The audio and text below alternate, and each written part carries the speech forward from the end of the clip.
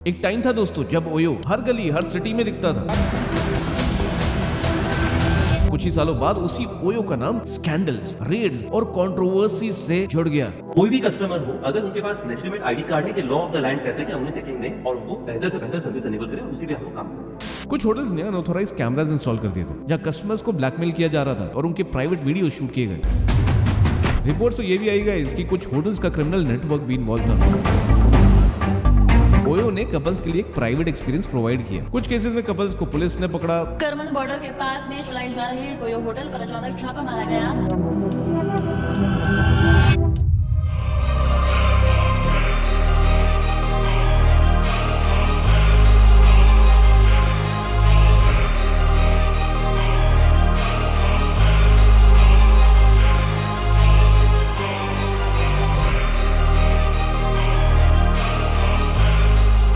दोस्तों, हर love story 5 सितारा hotel से ही नहीं, कुछ स्टोरीज ओयो के रूम से भी शुरू होती हैं। अच्छा, तो स्टार्ट करते हैं। हाँ। अब ओयो का नाम हम सबने सुना होगा, लेकिन दोस्तों एक सवाल है, क्या ओयो इंडिया में यूथ की आजादी का प्रतीक है या ग्रीड या सिस्टम फेलियर की एक केस स्टडी है? दोस्तों, इस रेड और व्हाइट बोर्ड के पीछे जो कहानी छुपी है वो सिर्फ चीप रूम्स या कपल्स के कंफर्ट की नहीं है। ये एक ऐसे स्टार्टअप की भी कहानी है जिसमें एक 19 साल के लड़के ने इंडिया का बिजनेस मैप ही बदल दिया, पर उसके बाद खुद ही अपनी इमेज और अपनी करनी का शिकार हो चला। ओयो के होटलों में अनमैरिड कपल को अब चेक इन की इजाजत नहीं दी जाएगी। एक टाइम था दोस्तों जब ओयो हर गली हर सिटी में दिखता था, पर कुछ ही सालों बाद उसी ओयो का नाम स्कैंडल्स, रेड्स और कंट्रोवर्सी से जुड़ गया। एक रात को मेरा मन नहीं कर रहा तो क्या हुआ? चलो बच्चों जैसे बिहेव मत करो। तो आज हम बात करेंगे ओयो के राइज और फॉल की। कैसे एक आइडिया इंडिया का फास्टेस्ट ग्रोइंग बिजनेस बन गया और फिर उसका ऐसा फॉल हुआ कि सबने देखा और बड़ा लुत्फ लिया। पर अभी पिक्चर बाकी है और यही सब हम देखेंगे इस वीडियो में।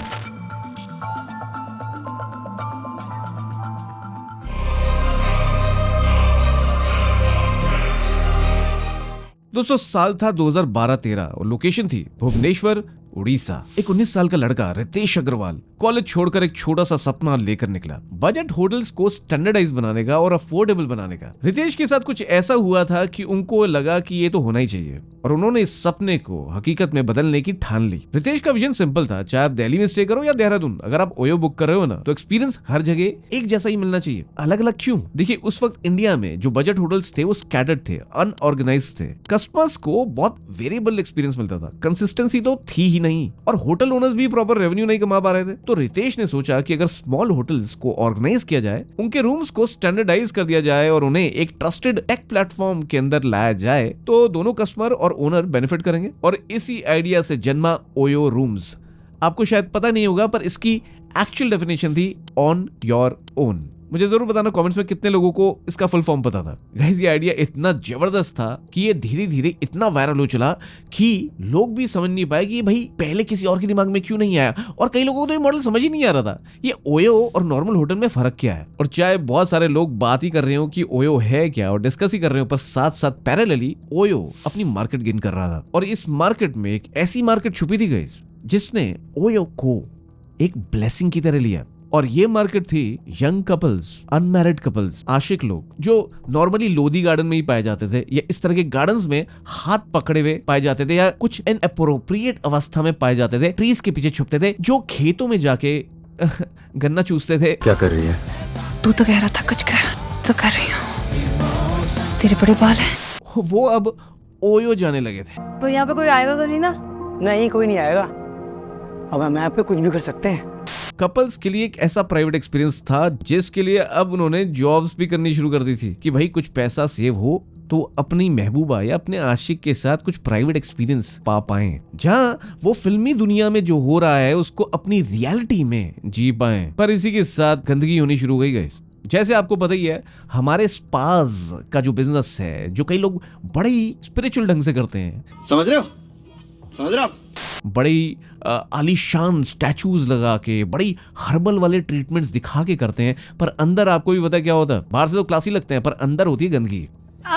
और अगर आपको लग रहा है कि मैं कुछ गलत नहीं बोल रहा तो कमेंट्स में जरूर बता देना अगर आपका भी कुछ ऐसा एक्सपीरियंस हो तो ओयो अपने को एक्सपैंड कर रहा था पर लापरवाह हो गया था कि कस्टमर का एक्सपीरियंस क्या है। तो वैसे बिजनेस में भी किसी डील के दौरान क्लैरिटी की कमी से रिलेशनशिप्स खराब हो जाते हैं। देखिए हर एंटरप्रेन्योर या फ्रीलांसर ये जानता है कि चाहे आइडिया कितना भी क्रिएटिव हो और उनमें कितनी भी काबिलियत हो, पर अगर एग्रीमेंट्स, कॉन्ट्रैक्ट्स और अप्रूवल्स प्रॉपर्ली हैंडल ना हो ना, तो मिसअंडरस्टैंडिंग्स, डिलेज और डिस्प्यूट्स काफी परेशानी क्रिएट कर सकते हैं। रेपिटेटिव काम, एग्रीमेंट्स प्रिपेयर करना, सिग्नेचर्स कलेक्ट करना, रिमाइंडर्स भेजना और मैनुअली ये सब कुछ हैंडल करना बहुत टाइम कंज्यूमिंग और एरर प्रोन होता है गाइस। इसलिए स्मार्ट बिजनेसेस ऐसे सिस्टम की तरफ जाते हैं जो आसानी से सब चीजें मैनेज कर ले, जहां डॉक्यूमेंट सेफ हो, प्रोसेस एरर फ्री हो और काम स्मूथली चले, जिससे ओवर टाइम आप अपने क्लाइंट्स के साथ एक अच्छी रिलेशनशिप, एक अच्छी रेपो बिल्ड कर सकें। और यही काम उडू ई साइन ऐप बड़ा आसान कर देता है। बस अपने डॉक्यूमेंट्स का पीडीएफ अपलोड करो, ये स्पेसिफाई कर दो कि आपकी दोनों पार्टीज में से कौन सी पार्टी साइन करेगी, वो स्पेसिफाई कर लो, अपनी सेटिंग सेट कर लो, जैसे ईमेल, डेट, टाइम और कौन से सिग्नेचर बॉक्सेस वगैरह। इसके ड्रैग एंड ड्रॉप फीचर से इजीली स्पेसिफाई कर दो कि क्लाइंट को कौन से बॉक्स पे साइन करना है, और आप उसका ऑर्डर भी सेट कर सकते हो। अपना सिग्नेचर ऑटोमेटिकली अप्लाई करो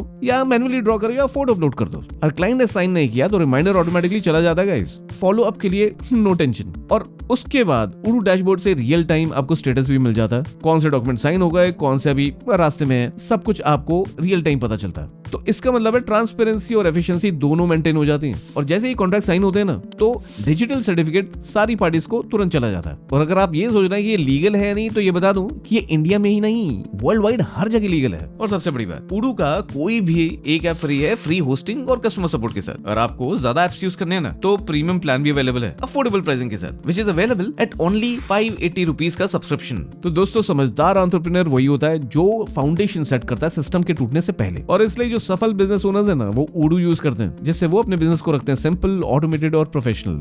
जैसे आगे वीडियो में आप देखेंगे कैसे ओयो ने यही सीखा कि बस किसी भी बिजनेस के लिए अपने ऑपरेशंस को स्ट्रीमलाइन करना बहुत जरूरी होता है। तो आप क्या सुन रहे हैं, उडू को यूज करके अपने बिजनेस को आप भी फ्यूचर प्रूफ बना सकते हैं। डिस्क्रिप्शन में लिंक दिया हुआ है, एक बार जरूर चेक करना। अब चलते हैं वीडियो में आगे। तो ओयो का जहां विजन था स्टैंडर्डाइज करना होटल्स को, अफोर्डेबल बनाना, वहीं अब अंदर कुछ और ही घमासान चल रहा था। बाबा को बाकी मैं आपको आपकी इमेजिनेशन पे छोड़ देता हूं।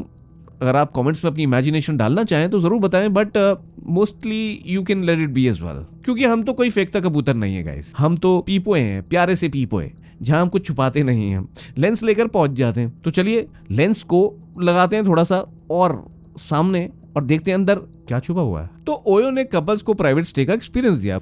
आजा।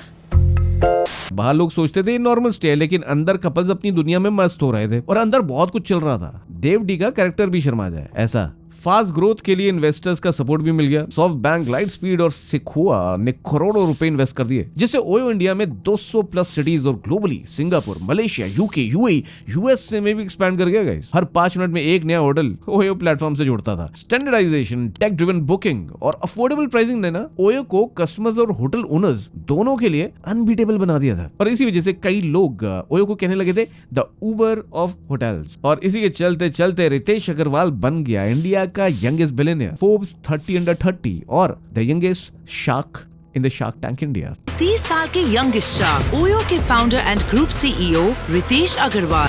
और इसके ही चलते ओयो बन गया the fastest growing startup in India.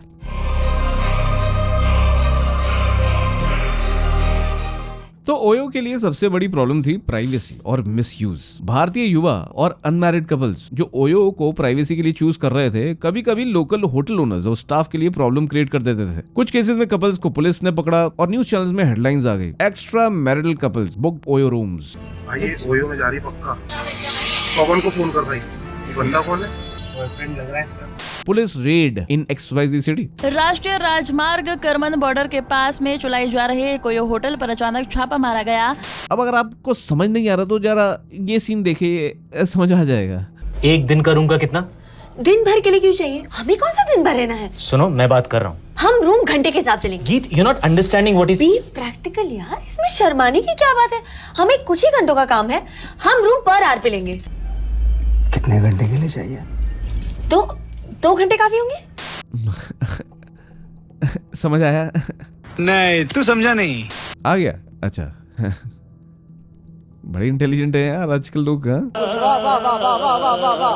तो ठीक जैसे इस मूवी में प्राइवेट एक्सपीरियंस खोज रहे थे ये दोनों लोग, वैसे ही ओयो ने कपल्स के लिए एक प्राइवेट एक्सपीरियंस प्रोवाइड किया। जहां बाहर लोग सोचते थे बस नॉर्मल स्टे है, लेकिन अंदर कपल्स अपनी दुनिया में कंफर्टेबल और प्राइवेट फील कर रहे थे। ये फीचर यंगस्टर्स के लिए ओयो को इंस्टेंट फेवरेट बना रहा था, लेकिन प्राइवेसी के साथ मिसयूज के केसेस भी गए सामने आ रहे थे और ये बहुत खासा रिस्क था हमारे युवाओं के साथ और हमारी बहन हमारी बेटियों के साथ। आप जानेंगे तो आप हैरान हो जाएंगे। कुछ होटल्स ने अनऑथोराइज कैमरास इंस्टॉल कर दिए थे, कुछ ने कपल्स से एक्स्ट्रा चार्जेस या एक्सटॉर्शन की कोशिश भी करी। रिपोर्ट्स तो ये भी आई गाइस कि कुछ होटल्स का क्रिमिनल नेटवर्क भी इन्वॉल्व था, जहां कस्टमर्स को ब्लैकमेल किया जा रहा था या उनकी प्राइवेसी एक्सप्लॉइट की गई और उनके प्राइवेट वीडियो शूट किए गए। ये इंसिडेंट्स ओयो के लिए ब्रांड और ट्रस्ट रिस्क बन रहे थे। अब कस्टमर्स को पता चलने लगा था कि हर होटल ओयो के स्टैंडर्ड के हिसाब से ऑपरेट नहीं कर रहा है। इनफैक्ट ऐसे भी कुछ रैकेट्स थे जहां लड़कियां लड़कों को ले जाती थी और उसके बाद उन पे फॉल्स केसेस डाल देती थी। एक नहीं, दो नहीं, 9 मुकदमे दर्ज कराए एक महिला ने बलात्कार के। मेरी दोस्त दीपिका नारायण भारद्वाज ने ऐसे कई केसेस को एक्सपोज किया है। आप इसके बारे में जरूर पढ़ना अगर आप लड़के हैं। ऐसी चीजों पे मत फंसना। डेटिंग ऐप पे गए और उसके बाद ओयो गए और उसके बाद सीधा जेल। बचाओ अपने को दोस्तों। तो इस पूरे पीरियड में कई स्कैम्स हाईलाइट हो रहे थे, एक के बाद एक। बहुत सारे ओनर्स ओयो को यूज कर रहे थे बट नंबर्स को मैनिपुलेट कर रहे थे। So with unauthorised cameras, extortion, fake listings, extortion rackets, news channel में हेडलाइंस बन रही थी ओयो रूम्स, स्कैम्स, चीटिंग और फ्रॉड। अब गाइस यहाँ एक इंपॉर्टेंट पॉइंट था जो समझने की बहुत जरूरत है और वो थी ओयो की founder policy on unmarried couples. Ritesh Agarwal ने हमेशा कहा कि ओयो का फोकस है प्राइवेसी और सेफ स्टे प्रोवाइड करना, लेकिन लीगल और सोसाइटल नॉर्म्स के बीच एक फाइन लाइन चलती थी। कोई भी कस्टमर हो, अगर उनके पास लेजिटिमेट आईडी कार्ड है, ये लॉ ऑफ द लैंड कहता है कि हम उन्हें चेक इन दें और उनको बेहतर से बेहतर सर्विस एनेबल करें और उसी पे हम लोग काम करें। अनमैरिड कपल्स को टारगेट करना एक ह्यूज मार्केट गैप था, लेकिन इसके साथ ही ओयो को लायबिलिटी और रेपुटेशन रिस्क भी फेस करना पड़ा। पुलिस रेड्स और मीडिया कवरेज ओयो के लिए एक वेकअप कॉल थे। कंपनी को समझ में आने लगा कि रैपिड ग्रोथ के साथ कंप्लायंस और मॉनिटरिंग उतनी ही इंपॉर्टेंट है जितनी बुकिंग्स और रेवेन्यू, और ये बैलेंस नहीं रहेगा ना तो ओयो का ब्रांड और कस्टमर ट्रस्ट परमानेंटली डैमेज हो सकता है। ये नंबर्स और ये ग्रोथ कर्व साफ दिखाता है कि ओयो के साथ कुछ ऐसा हो रहा था जिससे सबको समझ में आ गया कि जो कंपनी है वो without streamlining it's operations and customer experience survive नहीं कर सकती। और रितेश को बहुत देर में समझ में आया पर समझ में आ गया। और इस वेकअप कॉल के बाद ओयो ने अपने पॉलिसीज और मॉनिटरिंग सिस्टम्स इंप्रूव करने स्टार्ट कर दिए, जैसे staff training, stricter background checks for hotels, automated compliance audits और प्राइवेसी गाइडलाइंस फॉर कपल्स। अब देखिए, जब कोई चीज इतनी तेज ग्रो करती है तो उसमें प्रॉब्लम्स भी आती है और ऐसे ही हुआ ओयो के साथ भी। फास्ट ग्रोथ के साथ कंट्रोल और कंप्लायंस इशू बढ़ते जा रहे थे। प्राइवेसी और मिसयूज के केसेस से लोगों का ट्रस्ट हर्ट हो रहा था और कुछ होटल्स का इम्प्रॉपर बिहेवियर ओयो के ब्रांड के लिए रिस्क बन रहा था। गाइस, यहाँ एक इंपॉर्टेंट लेसन है। रैपिड ग्रोथ के दौरान अगर सिस्टम और चेक्स प्रॉपर ना होना तो फास्ट ग्रोइंग बिजनेसेस का भी रेपुटेशन जो है डैमेज हो सकता है। जैसे ओयो के केस में जो कपल्स हैं उनका जो विश्वास है इस चेन पे वो टूटता जा रहा था बिकॉज ऐसे किस्से सामने आ रहे थे। कुछ लोग कुछ युवती और युवकों को लेकर ऑब्जेक्शन कर रहे थे, तो उस पर जो है एक युवक को हिरासत में लिया गया है।